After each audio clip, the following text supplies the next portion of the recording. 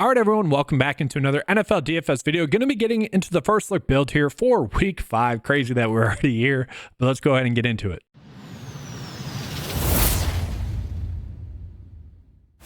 And let's just start off with calling out which players are expected to be the best values on this slate in general. As always, guys, typically speaking, the best values, using the typical value equation, is going to be quarterbacks. But I think it's a good starting point. Like Brock Purdy, probably going to be one of the players we're looking at. But we do have a little bit of a stack here that's pointing out to us here. Trevor Lawrence and Christian Kirk going against the Indianapolis Colts. They're going to be 3-point favorites in that game almost. And it is one of the higher scoring games on the slate as well, 46.2. So certainly interesting there. George Kittle, if he's active, is someone we could be looking at. And then from there, Jordan Mason's popping up. You got Jaden Reed, Wicks as well. And that's going to be part of it, guys. The Green Bay Packers are probably going to be a team that we're looking at here. Let's just look at raw fantasy score projections. Brock Purdy's going to be one of the better ones as it sits right now. So he's going to be someone that we're probably starting a lot of our builds out with. Now, I should mention, guys, that will be updating throughout the week. As it sits right now, we're not getting that much Vegas projections in there. There's very limited data that's going into that. So that will be updating throughout the week. That will change. It's just a good starting point. Like, I don't think we're getting any lines for Baltimore just yet in that. So it's not really showing Lamar Jackson. Okay, that stuff will be updating throughout the week, but it is a good starting point again. But I do agree, like Brock Purdy going against Arizona, that's going to be one of the better matchups that we see this week. We got to get news on if Anthony Richardson is going to be active or not, because then I think we could be looking at potentially running out Joe Flacco in a stack with potentially maybe Michael Pittman. I think those two together would correlate pretty well, especially in that matchup. But for now, guys, let's just go ahead and put Brock Purdy in there because, again, matchup's great. I really don't mind Jordan Love, though, going against the Los Angeles Rams as well. Jordan Love really looked good last week against the Minnesota Vikings. Some people will see 3 INTs and maybe disagree with what I just said. No, guys, he looked great, honestly. You look at 2 of the INTs. One, Luke Musgrave messed up.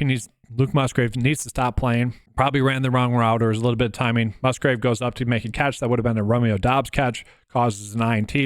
On another one, Wicks was clearly just a little bit late turning his head. I would argue if Wicks turns his head, it's a touchdown. You can easily see what Jordan Love was seeing there. And so really one of those two are going to be the players that we're looking at this weekend. They're both going to be pretty easy to stack given the pricing that we have. And one thing about Love as well, as the game progressed, he looked better and better as well. Looked healthier is the biggest way to look at it. But right now, Purdy, we're going to put in there. So from there, we jump into the running backs. And the running backs, you guys might get annoyed with it by now, but we're going to keep it simple, guys. Going to be looking at Kyren Williams again. Just love the workload. Even though we saw a little bit less snaps, Ronnie Rivers continue to get worked in over Blake Corum, should I say?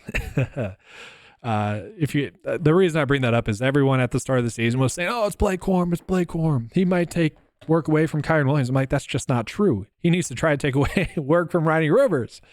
Ronnie Rivers is the RB2, so it's been nice to be correct about that take. But still, Kyren Williams is the guy that we want to be looking at. The Green Bay Packers have been defeatable via the run game for whatever reason. Some teams haven't exactly decided to really give their running backs as much work. I'm talking about the Colts. But that being said, I think the Vikings last week could have easily scored a rushing touchdown against the Packers. Thus, that matchup would look much better than it currently is looking. Jordan Mason is someone we're going to be looking at again this week. Just going to continue to play him. Another pretty solid matchup. Could be a higher scoring game as well. Again, the only issue that I have with Jordan Mason is pairing him up with Brock Purdy. So maybe this is a spot where we could potentially shift and get into Jordan Love as the quarterback play. We'll see how that goes as the video progresses. Let's talk about some other running back plays that we can be on. Joe Mixon against Buffalo. I don't mind that matchup. If he's healthy, he should be a player that we're looking at as a great kind of value discount play. Jonathan Taylor, if he is out, we got to see. Trey Sermon would be someone that we would certainly be looking at a lot. James Conner's a little bit too cheap given the production he can have. Kenneth Walker really went off. This is a game that the Seattle Seahawks should be playing with the lead. Kenneth Walker, to me, is top 5 running back in the league. I would argue maybe even top 3. I don't think you could spot a difference between Robinson, Walker, Hall, and Jonathan Taylor might be out. Barkley, maybe you could put above those guys. Barkley's been looking great. Chuba Hubbard, I don't mind. Stevenson's in a good matchup. We have a lot of decent running back plays on the slate. I will say running backs against Miami has been a thing, and I do think I will be going out of my way to roster Stevenson, especially at this price tag. He should be getting somewhat of a heavier workload And if he does, I still expect him to be involved in the passing game. But the way he beat Miami is by rushing the football, as we saw last, recording this on Tuesday last night. And so Stevenson is someone I certainly like as a play as well. Receiver-wise, it's a little bit, I would say, straightforward in terms of who we want to be on. And I must say, guys, I am so mad at McVay because Jordan Whittington was someone that I was hyping up 2 weeks ago because I'm like, he's a logical option to replace Puka Nacua because he looks just like Puka Nacua in the preseason, basically identical on the field and really with how they used him as well. That did not come to fruition 2 weeks ago. Actually, he saw less snaps than he did when Cooper Kupp went out with his injury in week 2. So week 3, he didn't see that many snaps. And then last week, he ended up playing like 90% of the snaps, led the team in routes run, led the team in targets, led the team in catches. I'm like, okay, that is what I was expecting. That makes sense. And he's going against the Packers, who could potentially be without Alexander and Valentine as well, their top 2 cornerbacks, which is part of the reason as to why the Packers gave up so much production in the passing game last week. And so we could be looking at Whittington as finally being a great value for us. It's a little bit of a gamble, but just please don't burn us, Sean McVay. I just think that's a little bit too cheap for a guy that really could potentially give us like Puka Nacua production.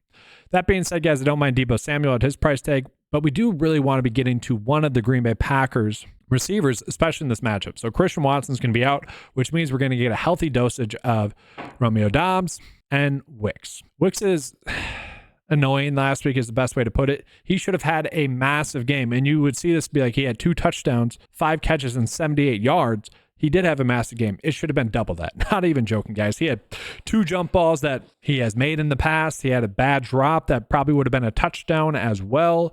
And again, he had another play that realistically should have been a touchdown if he gets his head around. Jordan Love trusted him, and it didn't work out. He ended up throwing a pick on that play. I like Wicks the most, probably because he's the cheapest, but we saw this last year. When one of the receivers was out, Wicks stepped up and was instantly a stud. That being said, I don't think we can go wrong with Jayden Reed at his price tag as well.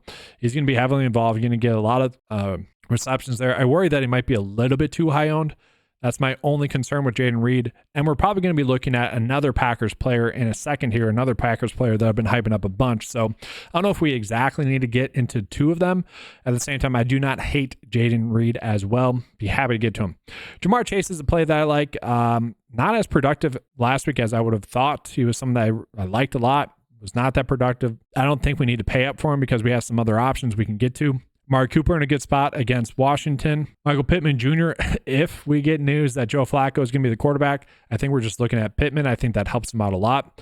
Christian Kirk, we saw him popping up as one of the better values. Not shocking because 10 targets 2 weeks ago, 12 targets last week. Gets a good matchup this week again. I expect that to continue.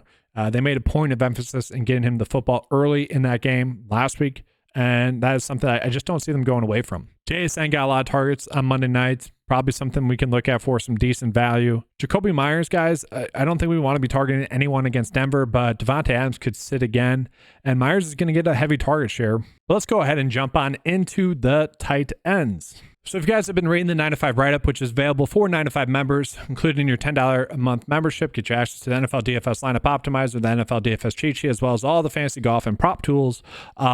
You've known that I've been on Tucker Kraft a bunch thus far this season. Kind of worked out a little bit here and there, given his pricing and given the tight end production that we've had. But last week, it really finally came to fruition.